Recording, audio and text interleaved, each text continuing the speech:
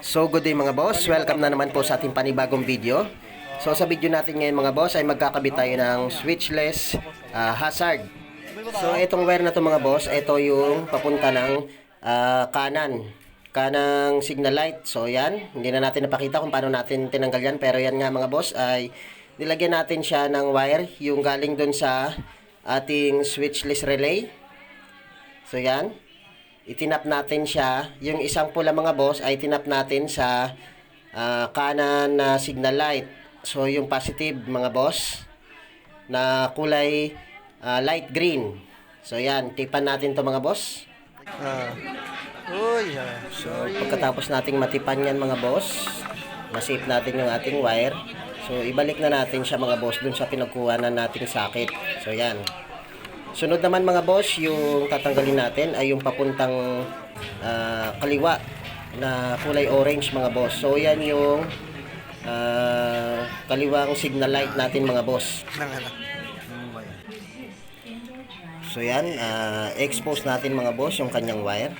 So pagkatapos natin ma-expose yung wire mga boss ay ikakabit naman natin, itatap naman natin yung isa pa dito red na wire na galing sa ating switchless relay mga boss. Magic na mangyayari. So yan, para naman sa kaliwang signal light natin.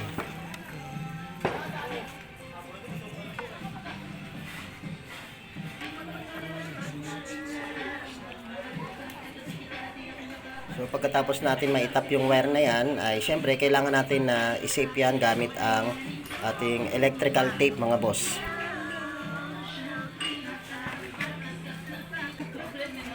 Yung video hindi pa? May video ba? Wala no? Yung picture na no? Yeah, may video. Meron na may video. Ay may nakakuha? Kaso ano lang, nakahiga na. Nakahiga lang.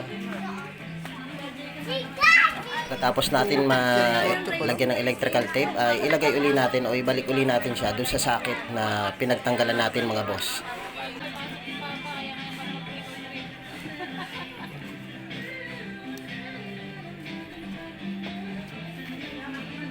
So pagkatapos natin maitap mga boss yung dalawang red wire ng ating relay, ay ibabalik na natin itong socket na to mga boss ng signal light. So yan, mula doon sa ilalim mga boss ay dinukot natin yan para hindi na tayo magbuka ng mga ibang pang flarings. So dyan na tayo nagtap mga boss. Hindi yan tumunog eh. Pagkatapos natin maitap yun mga boss ay i-check na natin kung gagana yung ating signal light o yung ating hazard. Uy, putang galing talaga. May magic nga. Ang galing yung putik pa na yan. Ay, nakasama ba dito rin? Nilalagyan niya rin dito eh. Yan. Dito sa kabila naman para mag-ano yung dalawa. Ano mo, i-kaliwa tapos kanan. Tapos, di ba, limbawa, kakaliwa ka. Hindi mo pwedeng ikanan agad. Pindutin mo sa gitna. Okay. Tapos kakanan ka. Lagi kang magkakanan. Tapos kabaliwa. Kasi di ba pag kinaliwa mo, yun ang trigger niya eh. Pag diniretso mo ng kaliwa, hindi mo ginitna. Sa side mo siya. Pero pag kinanan mo siya, tapos diretsong kaliwa, hindi siya maghahasad. Okay. Kasi yung trigger niya kaliwa eh. Kaliwa ang una, tapos kanan. Ay, pupulupot mo na lang to. Ngayon. Isasapi ko nung dito sa ano. Negative. Uy, sumunod. Ginanon lang. Ganun lang yun. Inekos na naman.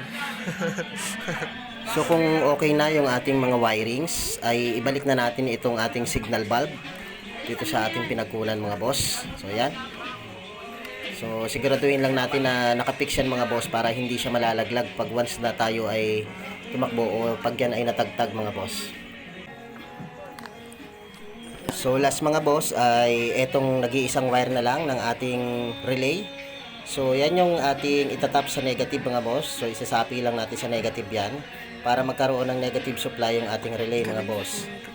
So yan, itap natin siya sa negative ng ating battery.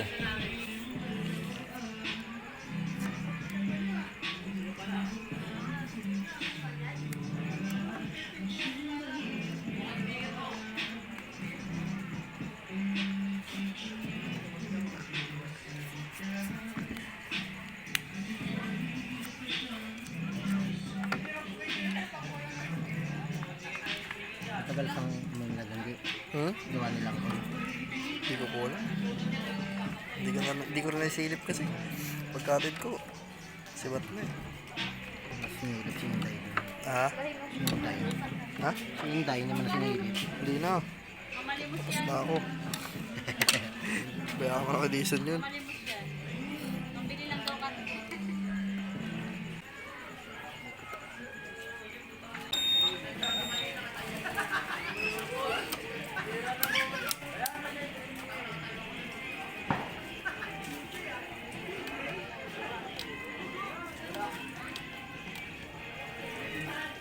Gana nga.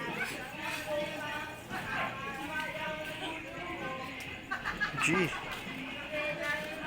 Galing nga, galing.